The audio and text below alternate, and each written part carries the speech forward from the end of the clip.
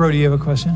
The issue is what when we see all this emphasis on skin and white skin and light skin, we from the outside here from the United States, which is a very sort of racialized society, we can only see it in a certain way and the way that we see it. But other cultures are going to see these things differently. So I got quite a number of emails from Korea with people. Dude, you have fans in Korea now, bro. Haters. With that logic, I feel like, you should say the same for like white Hyeongs or like Latin, Hispanic Hyeongs. Well, here's the thing though, right?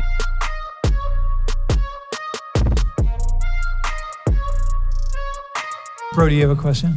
I was in Korea a year ago, and as a person who grew up in the States, I kind of have essentially the opposite experience of what you guys are saying. Yeah, I agree with that. It's like wanna be bright or like want to get brighter skin. It's not kind of about race thing. Do you know where this comes from? Do you ever, have this kind of sense, say in Korea? After going to Konkuk and making friends with Korean students, I found that it's more about status, at least back in the day. And the younger generation, our generation, is starting to see that that's not the case. How is it that we are saying that they don't really look at those kind of aspects when, from my experience at least, that it had never been stronger. In fact, it was even worse than America, because at least for us. No, hang on. Hang on. Let me say this.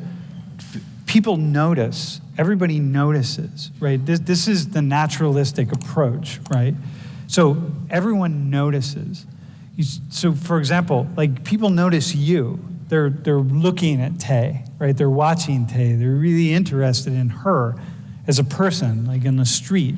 That's not the issue. The issue is when we see all this emphasis on skin and white skin and light skin, we from the outside here from the United States, which is a very sort of racialized society, we can only see it in a certain way and the way that we see it.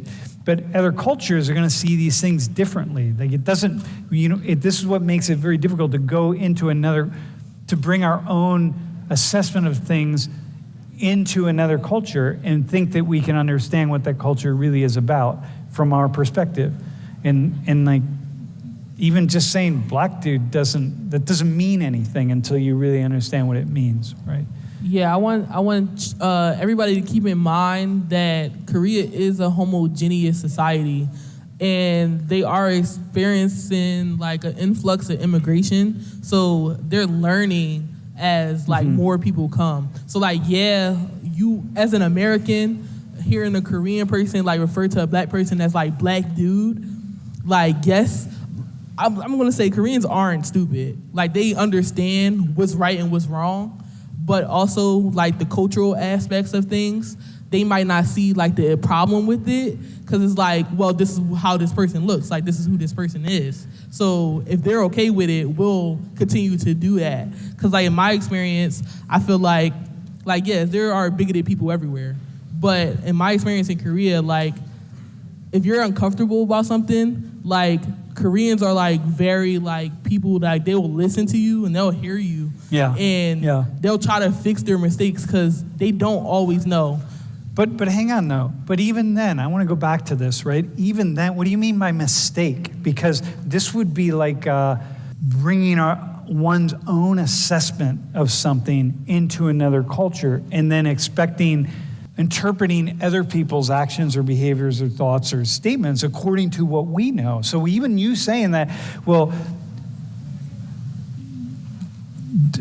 they will understand that they're wrong or they'll learn that they're wrong. It's no, hang on a second. That's from us. That's us bringing our assessment onto it.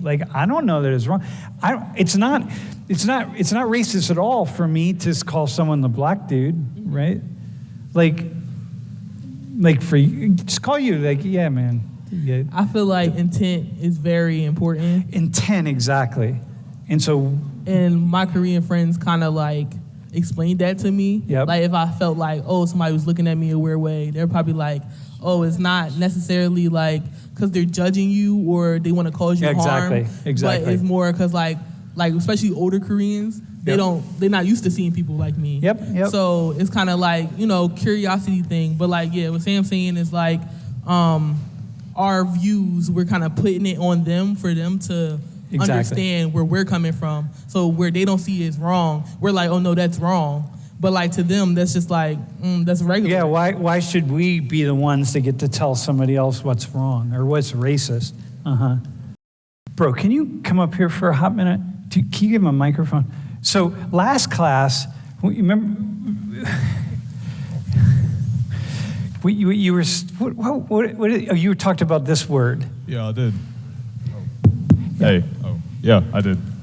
It's about being a racist. What word that people use in a derogatory or racist way? I believe that had a racist connotation to it, or at least from the way I experienced it when I was in Korea. Okay. And you are Korean American. You were born in Korea.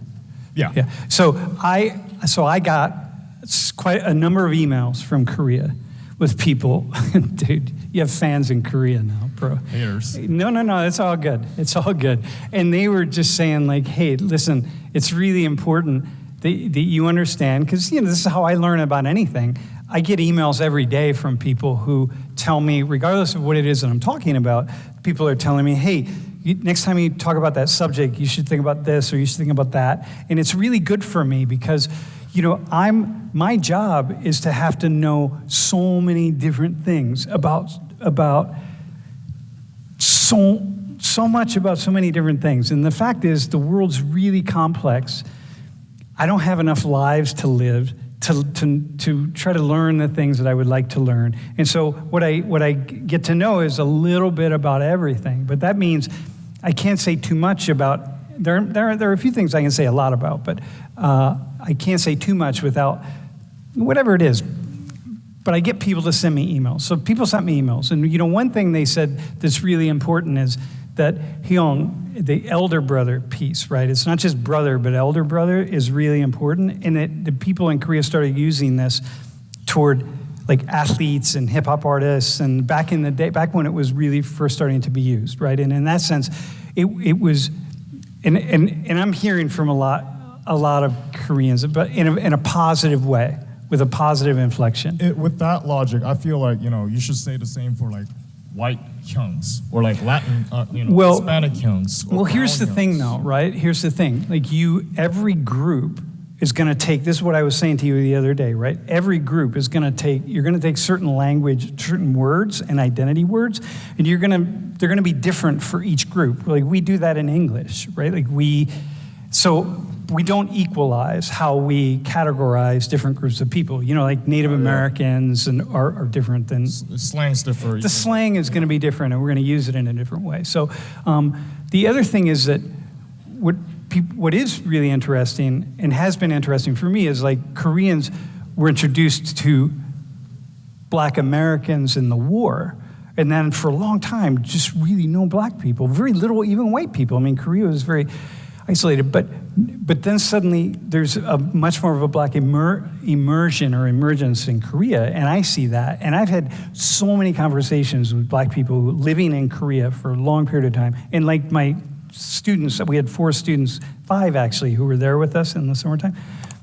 I have not met a Korean who lives in Korea, and I'm just saying this, right, who could tell me of a single problematic or negative experience, which I found really interesting. And I think from that conversation the other day, for a society that seems to focus on brightness and like, not whiteness, not being white, right, but brightness, you would think, and I think Tay was saying this, that there would be more negativity, like more racism, more anti-Black stuff. And like, I was really surprised. And when, after I talked to so many Black people in Korea, like, whoa, you don't get any, you can't tell me a single negative story, because that's surprising. Although what is also not surprising is if I go and ask like all the Muslim students here, we think about Islamophobia in the United States, and there's so much Islamophobia, but the truth is, if I walk around, if I ask for, I'm not going to do it now, we'll do it later, but if I ask for Muslim students to tell me a story of Islamophobia here since they arrived in the United States,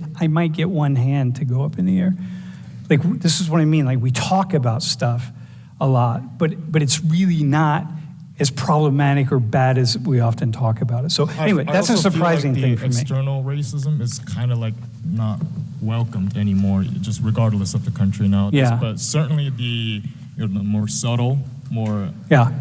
intrusive kind of like sort of racism Yeah. is still prevalent, and even in States or Korea. Yeah, everywhere in the world. Yeah. No, I'm with you on that. But it's also hidden a lot of times. But for me, I've been doing this for 40 years. So if you tell me, hey, I had this experience, I'm going to hear that very differently than if you tell somebody else. Because I'm going to hear that experience from the context. So if I'm talking to someone in Korea, let's say who's black, and I'm like, hey, tell me about something. And they're like, nah, I haven't had any negative experience. I'm like, hey, listen, man, hold on. What about this? What about that? What about this over here? What about that? Like, I'm really going to dig in because I know how to dig in. You know what I mean? In ways that may be something that they themselves don't even see or recognize. But